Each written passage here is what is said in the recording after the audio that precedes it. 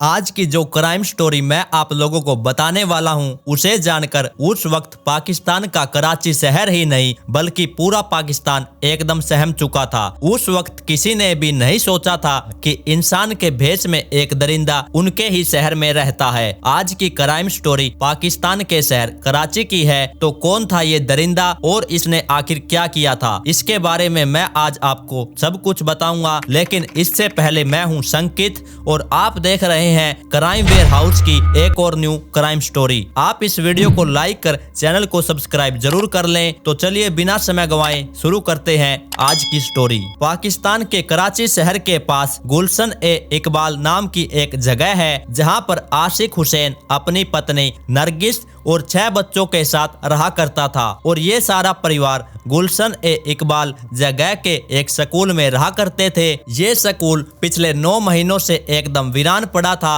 और इस स्कूल में ना ही कोई आया जाया करता था, क्योंकि पिछले 9 महीनों से स्कूल को बंद किया हुआ था। ये स्कूल एक ऐसी जगह पर था जहां पर आसपास ज्यादा लोग भी नहीं रहते थे, जिस कारण इस स्कूल के मालिक ने आशिक हुसैन को यहाँ चौकीदारी का काम दिया हुआ था। और आशिक हुसैन इसी स्कूल के एक पुराने क्वार्टर में अपने परिवार के साथ रहा करता था। लेकिन उस स्कूल के मालिक को कहाँ पता था कि इस स्कूल में कुछ भयानक होने वाला है। दरअसल 13 अप्रैल 2022 की एक सुबह 3 बजे घर के सभी बच्चे एक कमरे में आराम की नींद सो रहे थे। तभी अचानक उनके घर में एकदम से कुछ शोर शराबा होता है और उसी शोर शराबे से जो आशिक हुसैन की 19 साल की बेटी थी उसकी नींद खुल जाती है। वो अपनी आंखों को मलती हुई उठी और उसी घर के दूसरे कमरे में जाकर देखती है जहां से ये आवाजें आ रही थी। आवाज जो थी वो उसके पिता यानी आशिक हुसैन के कमरे से आ रही थी। फिर वह उस कमरे के नजदीक जाती है। वो देखती है कि उसके माता पिता जोर जोर से लड़ रहे थे। तभी अचानक से उसकी माँ की जो तेज आवाजें आ रही थी वो एकदम से दबी हुई आने लगती है। इतना सब देखकर वह बेटी भी बहुत ज्यादा घबरा जाती है और जब उसने कमरे की खिड़की से झांक कर देखा तो वह देखती है कि उसकी माँ नीचे जमीन पर पड़ी हुई है और उसके पिता ने उसकी माँ के ऊपर बैठकर उसका चेहरा एक तकिए से दबा रखा है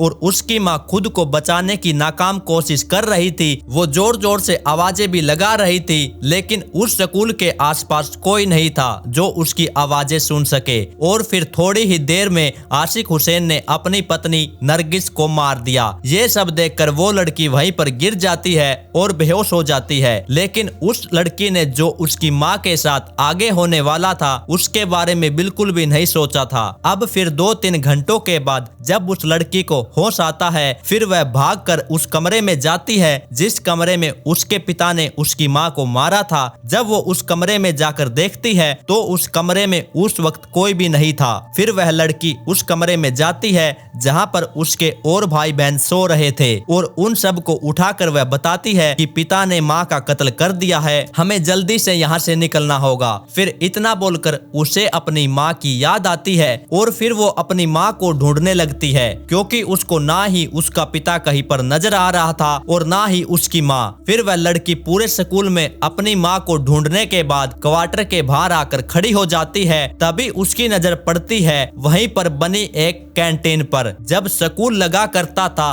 तब उस कैंटीन में बच्चों के लिए खाना बनाया जाता था, लेकिन अब ये कैंटीन भी स्कूल की तरह बंद थी और कभी कभार ये परिवार इसी कैंटीन में अपना खाना बना लिया करता था। फिर वह कैंटीन के पास चली जाती है और जैसे ही वह कैंटीन के अंदर जाती है तो उसने वो नजारा देखा जिसे देखकर वह कांपने लगती है और साथ ही उसके रोंगटे भी खड़े हो जाते हैं। दरअसल उसने देखा कि एक बड़ी सी भट्टी में आग जल रही थी और उसी भट्टी के पास खड़े थे उसके पिता आशिक हुसैन और उसके कपड़े खून से लथपथ थे। ये सब देखकर वो और भी ज्यादा घबरा जाती है और उस भट्टी में एक बड़ी सी कढ़ाई में कुछ पक रहा था। लेकिन जैसे ही उसने उस भट्टी के पास पड़ी कटी हुई टांग को देखा तो उसे देखकर वो कांपने लगी। वह कुछ बोल नहीं पाई। तभी अचानक से उसका पिता आशिक हुसैन उसकी तरफ देख लेता है और इतना सब देखते ही वह लड़की वहां से भाग जाती है, क्योंकि वो समझ चुकी थी जो पिता अपनी पत्नी के साथ ये सब कर सकता है वो अपनी बेटी के साथ भी तो कर सकता है। क्योंकि अब दिन भी निकल ही चुका था तो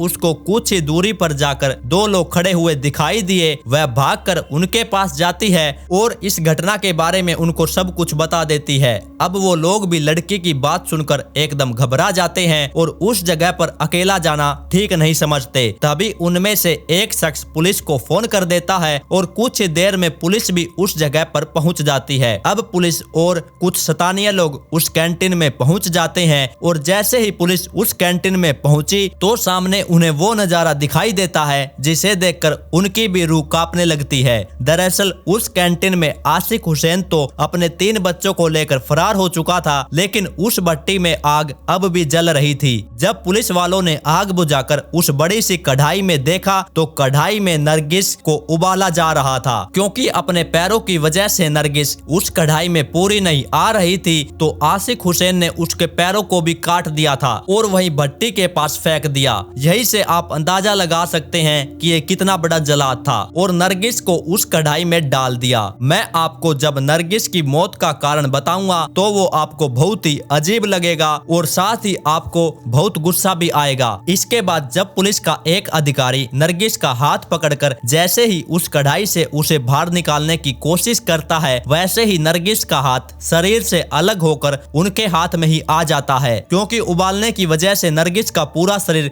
काफी नरम पड़ चुका था। फिर पुलिस नरगिस की लाश को पॉलिथीन की थैली में डालकर पोस्टमार्टम के लिए भेज देती है और जब उस 19 साल की लड़की और उसके मामा यानी नरगिस के भाई से पूछताछ की जाती है तो वो सच्चाई सामने आती है जो इससे भी ज्यादा भयंकर थी। दरअसल आशिक हुसैन शराब पीकर रोज अपनी पत्नी से लड़ाई झगड़े किया करता था और उसको मारता भी बहुत ज्यादा था। क्योंकि आशिक हुसैन एक लालची किस्म का इंसान था और वह अपनी पत्नी से गलत काम करवाकर यानी वैश्यावृत्ति करवाकर पैसे कमाना चाहता था। वह हर रोज अपने नए नए दोस्तों को घर लाता और अपनी बीवी को उनके साथ रहने को कहता, लेकिन नरगिस कहती थी कि वह मर जाएगी मगर अपनी इज्जत पर आंच नहीं आने देगी और ठीक ऐसा ही हुआ। आखिरकार नरगिस को आशिक हुसैन ने मार ही दिया। पुलिस अधिकारी ने दिए अपने एक इंटरव्यू में बताया कि उन्हें अब तक यह पता नहीं चल पाया है कि आशिक हुसैन अपनी पत्नी को पकाकर खाना चाहता था या कुछ और करना चाहता था। और यही नहीं, आशिक हुसैन अपनी 19 साल की लड़की की शादी एक आधेड़ उम्र के इंसान के साथ करवाने के लिए राजी तक हो गया था। क्योंकि उस आधेड़ उम्र के इंसान ने आशिक हुसैन को पैसों का लालच दिया हुआ था और ये तो मैंने आपको बता ही दिया कि ये आशिक हुसैन कितना लालची किस्म का इंसान था। यही से आप अंदाजा लगा सकते हैं कि आशिक हुसैन पैसों के चक्कर में अपनी बेटी तक को नहीं बख्श रहा था। लेकिन एक अजीब बात थी इन दोनों के बीच आशिक हुसैन और नरगिस के बारे में। वो अजीब बात ये थी कि आशिक हुसैन और नरगिस आपस में कजन भाई बहन थे। ये दोनों साथ में ही खेल खेल कर बड़े हुए। इन सब के बाद भी आखिर आशिक हुसैन कैसे इतना बड़ा जलाद बन गया। तो ये थी नरगिस की मर्डर की कहानी। आपकी इसके बारे में क्या राय है आप कमेंट करके जरूर बताइएगा और ऐसे दरिंदे को क्या सजा मिलनी चाहिए आप इस बारे में भी मुझे कमेंट करके जरूर बताइएगा। तो जल्द ही मिलेंगे एक और नई क्राइम स्टोरी के साथ।